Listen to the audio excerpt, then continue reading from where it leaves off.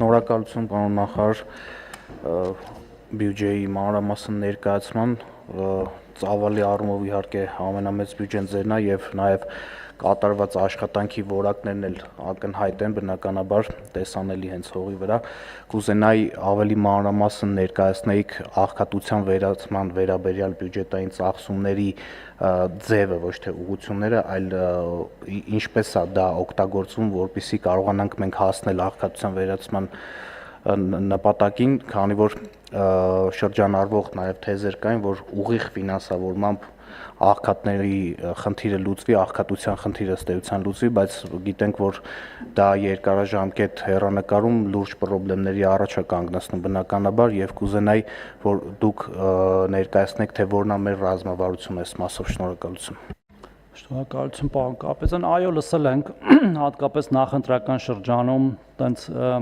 պոպուլիստական էլ չասեմ, տենց նույնիսկ պոպուլիզմի ողջամիտ սահմանները հատող ինչ-որ հայտարարություններ մարդկանց պարզապես փող տալու եւ նաեւ անհասկանալի աղբյուրներից, փող տալու, որտեղ նաեւ նշվում էր, որ այդ փողը պետական բյուջեից չեն տալու, ինչ որ մարդկանց գրպաններից են երևի տալու, հետաքրքիր է այդ գրպաններում էլ այդ փողերը որտեղից էին հայտնվելու, որ նորից տային եւ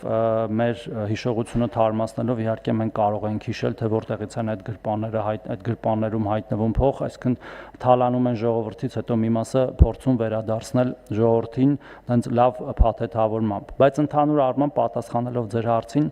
նախ աղքատության վերացումը կամ դրա դեմ պայքարը, աղքատության դեմ պայքարը ամբողջ կառավարության երևի ամենակարևորագույն առաքելություններից մեկն է եւ հենց այդպես է կառավարությունը առաջնորդվում է։ Նույնիսկ երբ որ օրինակ գյուղատնտեսության աջակցման ծրագիր է անում կառավարությունը, դա կրկին նրա համար է, որպեսզի մեր ազգաբնակչությունը ունենա զբաղվածություն եւ իր աշխատանքով դուրս գա աղքատությունից, ծայրահեղ, սկզբից ծայրահեղ աղքատությունից, հետագայում արդեն միջին գծի նկատմամբ աղքատությունից եւ ընդհանրապես եւ մեր օրինակ հնայի աճը եւ մարդաշնչով եւ ընդհանուր դա կրկին դրա մասին է աշխատատեղերի թվի աճը, միջին աշխատավարձի աճը գործազրկների թվի նվազումը մեր համակարգում, ինչպես Տիկին Տիգրանյանը նշեց, անապահովության համակարգում գրանցված ընտանիքների թվի նվազումը, զբաղվածության բազում ծրագրերը, տնտեսական բոլոր խթանները դրա մասին են խոսում եւ մենք ունենք նվազման միտում եւ ծայրահեղ աղքատությունը մոտ է վերացմանը ցավոք մենք չունենք 25 թվի տվյալները դեռ, որովհետև վիճակագրական ծառայությունը դրան կարողանում է ամփոփել հաջորդ տարվա աշնան սկզբներին եւ մենք 25 թվականի տվյալները կունենանք 26-ի սեպտեմբեր-հոկտեմբերին, ինչպես օրինակ 24-ին ունեցանք 25-ի սեպտեմբեր-հոկտեմբերին եւ այսօր է կառավարության նիստում դրա մասին երկար խոսել ենք, բայց ակնհայտ է որ մյուս հարակից բոլոր ցուցանիշները խոսում են դրա մասին, որ այդ թիվը ավելի փոքր է լինելու եւ գնալով մոտենալու է 0-ին, բայց այնուամենայնիվ ինչ վերաբերում է աջակցությանը այն ընտանիքներին, որոնք կան, ես այսօր էլ եմ այդ թիվը հնչեցրել եւ հիմա էլ կհնչեցնեմ։ Մեր նոր համակարգը, նաեւ արձագանքելով Տիկին Տիգրանյանի նկատառմանը, այնքան հասցեական է, որ բարձրացել է նաեւ նպաստի միջին չափը։ Մենք նախորդ համակարգում, որը կոչվում էր բոլորի համար Փարոս, ունեինք միջին նպաստի 29000 դրամ չափ, որը այսօրվա պայմաններով ըստ էության ոչինչ է որևէ ընտանիքի համար։ Իսկ նոր համակարգում մենք ունենք արդեն կարիքի վրա հիմնված չափ, որը այս պայդրությամբ միջինը 85000 դրամ է, իսկ ունենք նաև առավելագույն չափ 280000 դրամ։ Այսինքն մենք ունենք ընտանիք, որ ստանում է նպաստ անապահովության, որը հավասար է 280000 դրամի։ Իհարկե դա չի նշանակում, որ մենք անverջ պետք է այդ նպաստները տրամադրենք, հակառակը մենք պետք է եւ պետական աջակցության ծրագրերով եւ ընդհանրապես մեր գործիքակազմով խթանենք, որպեսզի քաղաքացիները աշխատեն, արդյունք ստեղծեն եւ իրենց աշխատածով, իրենց եկամուտներով կարողանան իրենց հոգսերը հոգալ, ինչպես մեր քաղաքացիների ճնշող մեծամասնությունը եւ հակառակը պետք է դեմ լինենք նաեւ այդ ձեր բերած օրինակով պարզապես գիտեք ձուկ տալու տրամաբան տրամաբանությանը, հակառակ պետք է սովորացնենք ձուկ որսալ մեր քաղաքացիներին, եւ այս համակարգը, այս նոր համակարգը դրա մասին է։ Ավելին, եթե օրինակ այդ համակարգում ընդգրկված որևէ քաղաքացի աշխատանք ձեռք բերի լինելով համակարգում, ինքը նաև չի զրկվում նպաստից, որը խրախուսում է, որ ինքը գտնի այդ աշխատանքը, ինքը մի տարի աշխատի այդ աշխատանքով եւ հետո նոր այդ եկամուտը կվերագրվի իրան եւ ինքը դուրս կգա համակարգից եւ ընդհանրապես այս մեր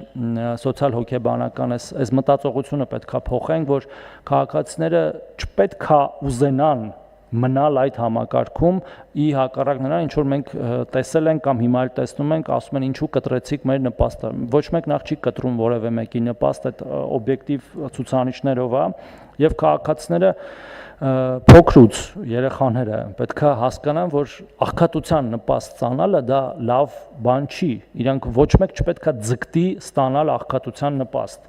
Ինքնին այդ նպաստ ստանալը արդեն խնդրեմ է, ձգտումը, այդ նպաստ ստանալու ձգտումը, հասկանում եք, մենք պետք է ձգտենք հակառակին, սովորենք, կրթվենք, աշխատենք եւ մեր բարեկեցությունը ապահովենք։ Սա իհարկե դժվար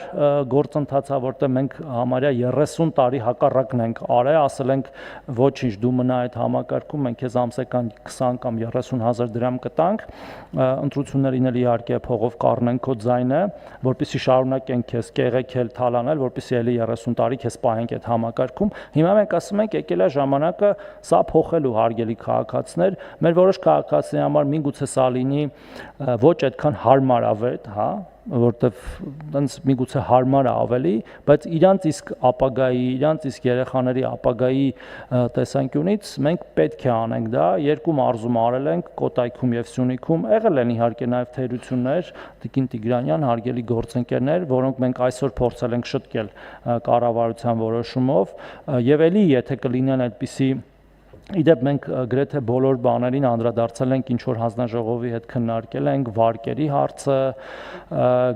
գույքահարկի բարձրացում ենք արել, էլեկտրաէներգիայի գազի սպառման հարցը, համարյա ամեն ինչին անդրադարձել ենք,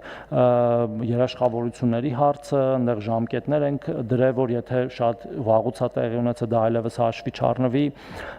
անհաձեռնարկատեր լինելու կամ ՍՊ-ում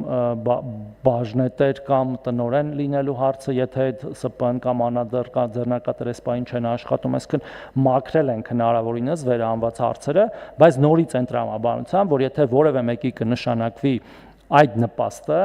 ինքը պետք է նշանակման օրվանից իմանա, որ ինքը պետք է գնա աշխատի, եթե աշխատունակ է, եթե աշխատունակ չի, ուրիշ բան։ Մենք ոչ աշխատունակ քաղաքացիներ հաշմանդամություն ունեցող աջակցող միջոցներով, հարակից ծառայություններով, որոնց մի մասի վերաբերյալ ես խոսեցի, մի մասի վերաբերյալ չխոսեցի, պետք է աջակցենք, որ իրենք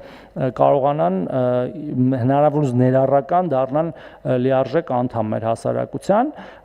եւ դրանով հանենք իրան, հա, այսպես ասած աղքատությունից եւ ոչ թե հավերժ տանք նպաստ, որպեսզի ինքը իր կարիքները հոգա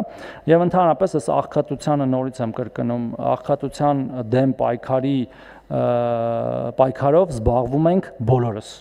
բոլորս, նույնիսկ հիմա կարող է տարօրինակ թվա, բայց օրինակ կրթության ԿԳՄՍ նախարարության բարեփոխումները նույնպես ԿԳՄՍ, ՊՆ, բոլորը զբաղվում են այս հարցով, ընդհանրապես կառավարության հիմնական նպատակներից մեկը մեր բոլորի բարեկեցության ապահովումն է, որը ուղղակիորեն նշանակում է աղքատության դեմ պայքար։ Հավանիր տեսանյութը եւ բաժանորդագրվիր նորությունները բաց չթողնելու համար։